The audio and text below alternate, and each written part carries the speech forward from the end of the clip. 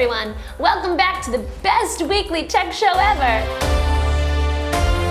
Last week, tech geeks everywhere convened for the Mobile World Congress to discuss mobile phones. These phones are basically competing with Harry Potter, and I am into that. Samsung's new Galaxy S9 and S9 Plus will do crazy things for you, like automatically film in slow-mo, because this is gonna look awesome.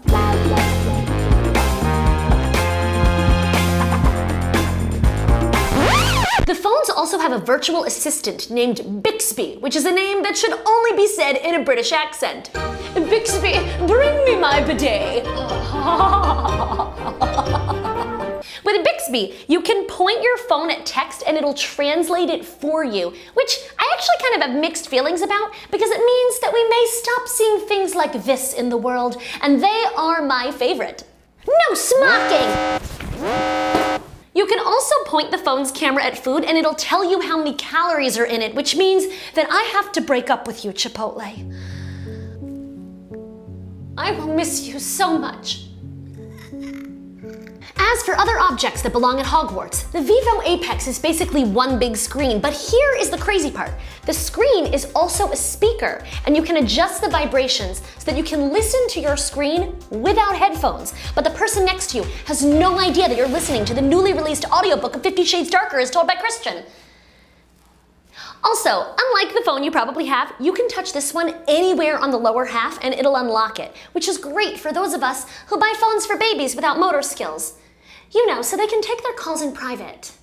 The Mobile World Congress also delivered us this week's segment of the Tech Bro Takedown. I mentioned last week that AT&T is launching 5G in a few cities. Well, so is Verizon, but it turns out they're gonna release hotspots before 5G-enabled phones.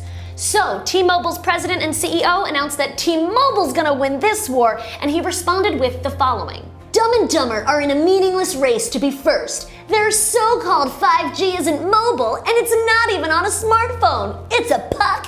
You gotta be pucking kidding me. That is his official response. What a I love it. John, you're completely insane. Moving on from the Mobile World Congress, California has officially approved self-driving cars to hit the road without a human inside of the car. I don't know, guys.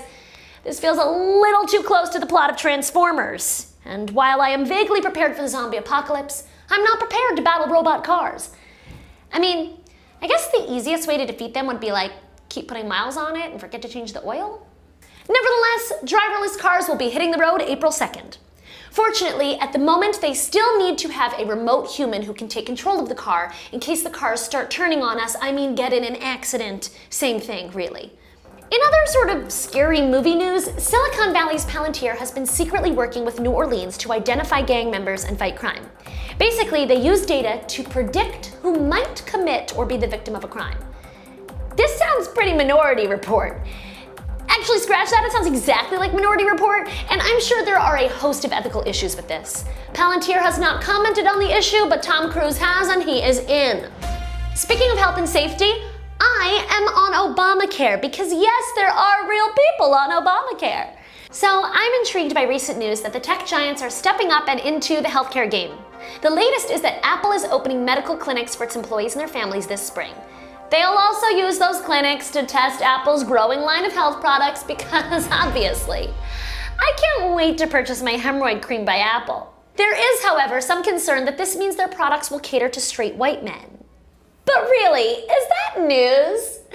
Seriously though, I love it when the miracles of technology are used to improve our health because, let's face it, we mostly only hear about tech helping silly luxuries get more luxurious. Oh my god, you guys! In-flight Wi-Fi is gonna stop sucking? That's right! The Seamless Air Alliance was announced at, again, the Mobile World Congress. A bunch of companies are teaming up to make plain Wi-Fi as reliable as your home internet, which means you no longer have any excuse to miss 5 minutes of work. You're welcome. And also, we can now watch our porn in peace on the plane without any fear of buffering, which is not to be confused with fluffering. Last but not least, we bring you the What the Fuck of the Week. We've got 2 words for you. 50 Cent. 50 Cent was recently bragging that he made $8 million in Bitcoin by accepting cryptocurrency as payment for an album back in 2014. However, he just filed for bankruptcy and the documents reveal that he never owned any Bitcoin at all. He just made it up. I want to tell you so many jokes about the irony of the name 50 Cent, but I'll let you fill those in for yourself. As amusing as that story is, according to the latest numbers from the Federal Reserve, the average American household has over $130,000 in debt.